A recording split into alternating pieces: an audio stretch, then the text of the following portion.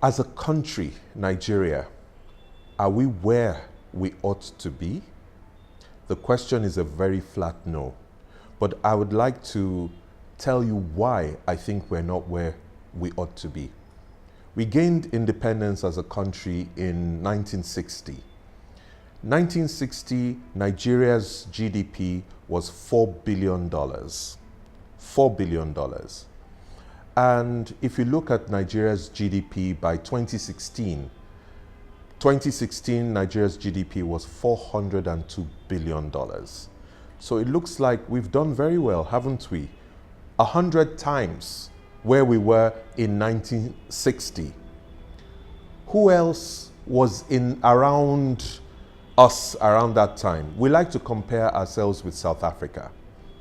What was South Africa's GDP in 1960? South Africa's GDP was $7.2 billion. So almost double Nigeria's GDP. What is South Africa's GDP today? Well, at least in 2016, $296 billion. So on the face of it, Nigeria has done very well in absolute terms. Who else was around us then that we like to talk about? Singapore. Our leaders like to talk about Lee Kuan Yew and the miracle he's done then. So what was the GDP of Singapore in 1960? 0.7 billion. Nigeria's economy was about 4 times the economy of Singapore. What about South Korea? South Korea in 1960 had a GDP of $4 billion. So that was our peer in 1960. We feel that we've done well because our GDP has increased from 4.2 billion to 402 billion 2016. South Africa's own is like, well, 2/3 of ours. Singapore's GDP 2016 was only about 296, about the same as South Africa's overall GDP. But what about our classmate that also started with about $4 billion? That's South Korea. Today, well, at least 2016, their GDP was $1.4 trillion. So if you feel you have done well as a student because you've multiplied your GDP 100 times, what about your classmate that went from 4 billion in 1960 and today has over 1.4 trillion as the GDP? What's the difference? How is this translating to development in these countries? 2016, Nigeria's per capita income, meaning how it feels to be a citizen of that country under that level of GDP. We claim our GDP 402 billion. If you divide by our population, it gives you around $2,200 per head in terms of how we feel wealthy. South Africa, that we almost double their GDP, is $5,300 per head. If you look at Singapore, whose GDP is around the same as South Africa's, it is $53,000 per head. That is what it translates to. And for South Korea, it's $27,500 per head. So regardless of our 402 billion GDP, we still feel poor relative to South Africans. We feel poor relative to Singaporeans, and certainly relative to our classmates, South Korea. And the key differentiator is population. So has this growth been inclusive for the population? What was Nigeria's population in 1960? 43 million people. By 2016, we were 186 million people. So we've gone up more than 4 times the population we had then. Singapore came from a mere 1.6 million people to about 5.6 million people by 2016, which is why even with a GDP that is about half or say 2/3 of Nigeria's, they feel a lot more wealthy than a Nigerian could ever feel with a GDP per capita of about $53,000. So for South Africa, that started in 1960 with about 17 million people and today has a population of about 56 million, they've grown like 3 times. South Korea started with a population of 25 million people, and by 2016 they were at 51 million. So what has your economic growth done for your population is the crucial question for how Nigeria is faring. So number one, our GDP has not grown at the ratio by which it should have grown for the corresponding level of growth in the population. If you see a Singapore, it has grown many multiples of times, from 0.7 to 296 billion. That's a phenomenal increase that they have achieved, and that is why they feel a lot more wealthy than any of us. So where should Nigeria be? I think we should be at the level of South Korea, where they're measuring their GDP in trillions. Now, what has brought about the kind of growth that these countries have experienced for each of their citizens, we will come to shortly. But first of all, let's look at what is the implication of this GDP growth, which economists still argue has not been inclusive, which means that we have achieved the growth on paper, but even the $2,200 that Nigeria claims is our GDP per capita is not felt by the citizens. They don't even feel that.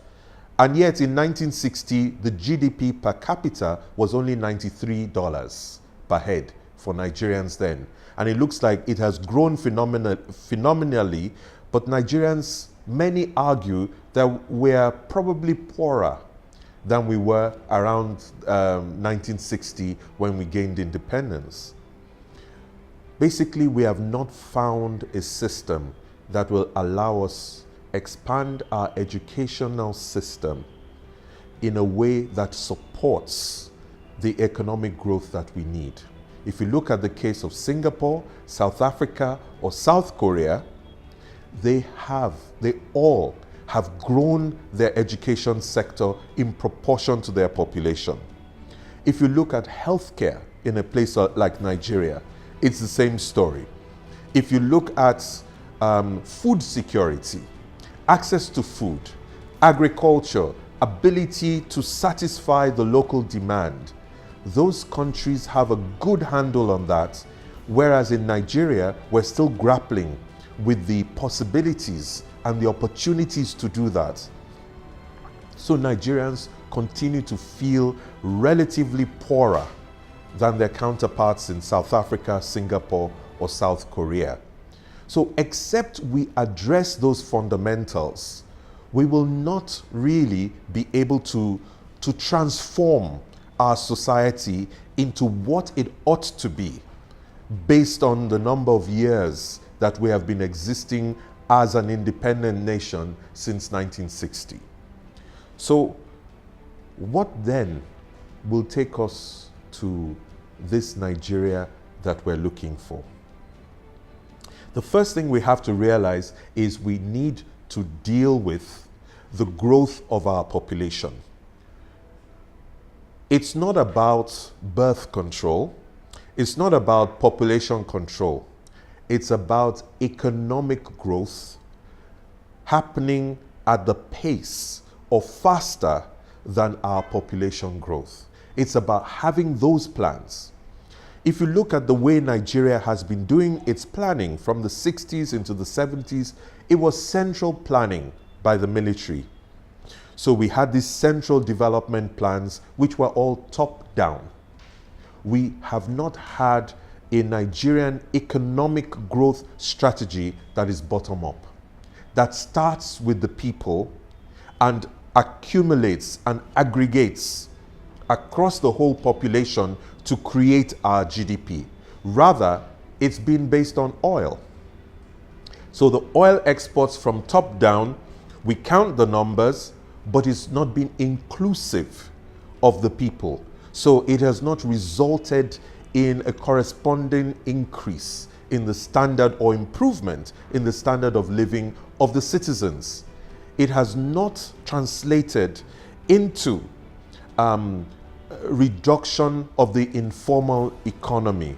It has not translated into development of rural economies in Nigeria and having all of those things integrated into the formal economy in Nigeria. It has not also resulted in attracting greater investment. I'm sure many people will argue with me that, oh, but what about all the foreign direct investment that we've been receiving? Nigeria's sovereign credit rating is of the junk bond status. It's a few notches below investment grade. So those who bring money to Nigeria do it mostly as speculation. Therefore, it's treated like hot money that comes in, and as soon as the country sneezes, the money rushes out, the same way that it rushed in. So because the money is short-term in nature, our government is unable to use it for longer-term planning.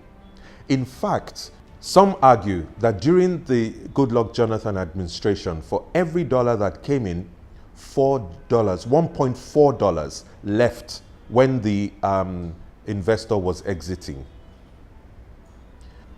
It has been a net drain on our foreign reserves, and it has cost Nigeria a lot of money to have that level of investment coming. What we need are certain types of reforms that will encourage investors to come in and leave their funds in there for the longer term, for that money to work for the country in order for us to be able to reap the benefits. So we have to look for how to do bottom-up growth. Our infrastructure has not grown at that level. Why? Because government has not had enough resources at its disposal to continue to grow the infrastructure, at least so the argument goes. But the private sector, which should and could have invested, we have not had the policy framework to encourage that long-term investment also from our local private sector. So what will produce this Nigeria of our dreams? The first thing is innovation. We have to be able to identify what are the constraints to growth at the rural levels within Nigeria. If you're able to find out what those constraints are and you come up with innovations that can overcome those constraints, you will get that rural economy going. By getting the rural economy going, you will get the second thing, which is increase in incomes of the poor in those rural economies. Then any growth that you're experiencing will be impacting on the poor directly, because it is based on them and based on their activity, not on some foreign thing like sales of oil, which we all read on the pages of the newspaper, but has no impact on ordinary people. Once you've got that increase in income, then the next thing the Nigeria of my dreams will strive for is inclusion, to ensure that the women are included in that growth, that the youth are included in that growth. So any growth which includes the rural community, includes women, includes the youth, must be inclusive growth, in my view. And it's that kind of growth that has a chance of being sustained, especially if it is now integrated into the formal economy. In other words, you now have to look at the efforts that the poor are taking up in business and find a way that it links up into the more formal value chains, into the more formal economy, and becomes integrated into it. That way, because of this alignment, as the larger businesses, the more formal businesses continue to demand those goods and services, growth will continue in the rural economy, which includes the poor, includes the women, includes the youth. Once you have integration and that kind of growth, it will attract investment, because these are real people in real enterprise, whether it's rural or not, who are growing as a result of it. Once you have that level of investment going into rural areas, there is no government that will see that and will not realize the need to improve infrastructure. You have to then improve infrastructure like feeder roads, rural roads, like banks of silos, processing centers, and so on, to support this economic growth that is happening locally. Because it is when you harness all of that, that you will be able to then get improvements in the standard of living of the people. Now, the trick is, if you then find business models that align all of these things happening from the rural and the informal with the formal, and you have those incentives keeping it going, it means it can continue to operate without you. That each party in that chain is doing it because of what is in it for them. Therefore, they don't need government in order to be able to keep it going. And you can have more sustainable, bottom-up, inclusive growth taking place in Nigeria. Now, this is possible. We're seeing the beginnings of it, for example, in some of the work that we have done in Kaduna State, where the Ministry of Rural and Community Development was planning schools to do some infrastructure, and we suggested that perhaps the place to start from is improving the incomes of the people in those communities. They listened, and they provided inputs to the communities for them to farm. Based on the farming, the communities were able to get surpluses. Now, if you then bring a road and the people have surpluses and you ask them, please set aside 50 naira towards the maintenance of the road, you're more likely to get that contribution from the people, because you've multiplied their income 6 times than when they were only making 100 naira a day. You now ask them for 50 naira.